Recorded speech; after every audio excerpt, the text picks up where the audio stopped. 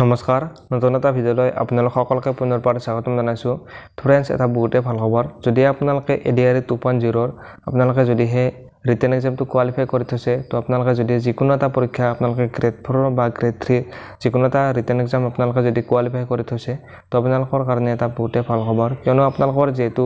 যিসকলে গ্ৰেড 4 ত আপোনালোকে কোৱালিফাই হৈছে ৰিটেন এক্সাম তো আপোনালোকৰ যেটো ফাইভেল হ'ব এটা নেক্সট ষ্টেজত আৰু যিসকলৰ গ্ৰেড 3 উত্তীৰ্ণ হৈছে তেওঁলোকে যেটো স্কিল টেষ্ট লব আপোনালোকে যদি ড্ৰাইভাৰত আপোনালোকে এক্সামটো পাস কৰিছে তো আপোনালোকৰ যেটো ড্ৰাইভিং টেষ্ট হ'ব নেক্সট ষ্টেজত তো আপোনালোকৰ এতিয়া এই যেটো নেক্সট ষ্টেজৰ কাৰণে আপোনালোকৰ যেটো ডেট হয় এই ডেটটো তেওঁ অসমৰ মুখ্যমন্ত্ৰী ডাঙৰীয়াই ফেচবুক লাইভ যোগে ঘোষণা কৰিছে তো আপোনালোকক এইটো ভিডিঅ'ত আপোনালোকৰ নেক্সট ষ্টেজত যিবিলাক আপোনালোকে যদি ইন্টাৰভিউ আছে বা আপোনালোকৰ যিসকল গ্ৰেড 3 হয় তেওঁলোকৰ যেটো স্কিল টেষ্ট আছে স্কিল টেষ্ট আৰু ইন্টাৰভিউ কেতিয়া অনুষ্ঠিত হ'ব তেওঁ ফেচবুক লাইভ যোগে ঘোষণা কৰিছে তো আপোনালোকে ভিডিঅ'টো শেষলৈ চালে আপোনালোকে জানিব পাৰিব যে আপোনালোকৰ ইন্টাৰভিউ আৰু স্কিল টেষ্টটো কেতিয়া অনুষ্ঠিত হ'ব তো ফ্ৰেণ্ডছ আপোনালোকে যদি নতুনকৈ আমাৰ চেনেলত ভিজিট কৰিছে আপোনালোকে চেনেলটো সাবস্ক্ৰাইব কৰি বেল আইকনটো প্ৰেছ কৰি ৰাখিব এডিআৰই 2.0 ত আপোনালোকে যদি ৰিটেন এক্সামটো কোৱালিফাই কৰি থৈছে গ্ৰেড 4 ত বা গ্ৰেড 3 যিকোনো এটা টেষ্টত আপোনালোকে যদি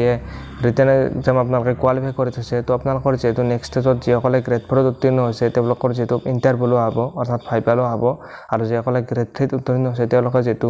স্কিল টেষ্ট হ'ব তো আপোনালোকৰ ডেটটো ঘোষণা কৰিছে যে আপোনালোকৰ যেটো নেক্সট ষ্টেজ হয় নেক্সট ষ্টেজটো আপোনালোকৰ অহা 15 জুনৰ পৰা আপোনালোকৰ আৰম্ভ হৈ যাব অসমৰ মুখ্যমন্ত্ৰী ডাঙৰীয়াই তেওঁ ফেচবুক লাইভ যোগে ঘোষণা কৰিছে আৰু খুব কম দিনৰ ভিতৰতে আপোনালোকৰ যিখন এডিআৰই যিখন অফিচিয়েল ওয়েবসাইট আছে ওয়েবসাইটত আপোনালোকে নটিছখন দেখিবলৈ পোৱা যাব তো তাৰ ওপৰত তেওঁলোকে ইতিমধ্যে নটিছ প্ৰকাশ কৰিব তো তথাপিও আপোনালোকৰ অসমৰ মুখ্যমন্ত্ৰী ডাঙৰীয়াই যেটো জনাইছে যে আপোনালোকৰ 15 তাৰিখৰ পৰা জুনৰ 15 তাৰিখৰ পৰা আপোনালোকৰ নেক্সট টেষ্টটো অনুষ্ঠিত হ'ব আৰু আপোনালোকৰ যিসকলৰ গ্ৰেড 4 ত আপোনালোকে উত্তীৰ্ণ হৈছে তেওঁলোকৰ ফাইভেল হ'ব অৰ্থাৎ ইন্টাৰভিউ আপোনালোকৰ অনুষ্ঠিত হ'ব আৰু যিসকলে গ্ৰেড 3 ৰিটেন এক্সাম কোৱালিফাই কৰিছে তেওঁলোকৰ যেটো গ্ৰেড 3 বিভিন্ন আছে ধৰি লওক আপোনালোকৰ যিসকলে কিছুমান আপোনালোকৰ ড্ৰাইভাৰত আছে কিছুমান আপোনালোকৰ ষ্টেনো আছে যিসকলে ধৰক ড্ৰাইভাৰত কোৱালিফাই কৰিছে তেওঁলোকৰ ড্ৰাইভিং টেষ্ট লোৱা হ'ব আৰু যিসকলে নৰমালি কোৱালিফাই কৰিছে এডিআৰই গ্ৰেড 3 তো তেওঁলোকৰ আপোনালোকৰ কম্পিউটাৰ টেষ্ট লোৱা হ'ব আৰু যিসকলে ষ্টেনত আপোনালোকে কোৱালিফাই কৰিছে তো আপোনালোকৰ ষ্টেনৰ যেটো প্ৰেক্টিকেল যায় প্ৰেক্টিকেল আপোনালোকে লোৱা হ'ব আৰু কিছুমান কেণ্ডিডেট আছে যিসকলে নেকি ইলেক্ট্ৰিচিটিৰ আন্ডাৰত তেওঁলোকে পাস কৰিছে তো তেওঁলোকে আপোনালোকৰ যেটো ইলেক্ট্ৰিচিটিৰ যেটো প্ৰেক্টিকেল হয় প্ৰেক্টিকেল টেষ্টটো লোৱা হ'ব আপোনালোকে এইটোৰ বিষয়ে নিশ্চয় গম পালে তো যিসকলে ৰিটেন এক্সাম ইতিমধ্যে কোৱালিফাই কৰি থৈছে তো আপোনালোকৰ কাৰণে তো বহুতে ভাল খবৰ তো আপোনালোকে এতিয়া আপোনালোকৰ যেটো নেক্সট ষ্টেজ হয় নেক্সট ষ্টেজৰ কাৰণে আপোনালোকে প্ৰিপাৰেচন চলাব পাৰে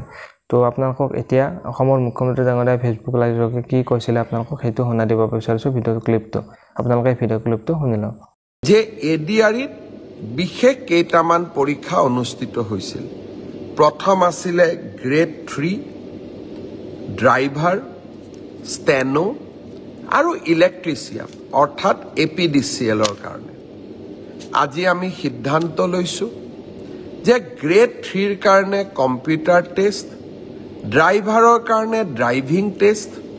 ষ্টেনোৰ কাৰণে ষ্টেনোৰ ব্যৱহাৰিক টেষ্ট আৰু ইলেক্ট্ৰিচিয়ানৰ কাৰণে ইলেক্ট্ৰিচিয়ানৰ স্কিল পৰীক্ষা কৰাৰ যেটো পৰ্যায় তাক আমি 15 জুনৰ পৰা আৰম্ভ কৰিম আৰু এই সমগ্ৰ ব্যৱস্থা আমি এটা মাহৰ ভিতৰতে সম্পূৰ্ণ কৰিম ঠিক তেনেকৈ চতুৰ্থ বৰ্গৰ পৰীক্ষাত পাছ কৰা প্ৰাৰ্থীসকলৰো অৰেল আমি 15 জুনৰ পৰা আৰম্ভ কৰিম আৰু এমাহৰ ভিতৰত ইয়াক আমি সম্পূৰ্ণ কৰিম অলপ আজি বা কালি বা পৰহি ৰাজ্য চৰকাৰে আপোনালোকক আনুষ্ঠানিকভাৱে দিন আৰু বাৰ আপোনালোকক জনাব যিসকলে লিখিত পৰীক্ষা পাছ কৰিছে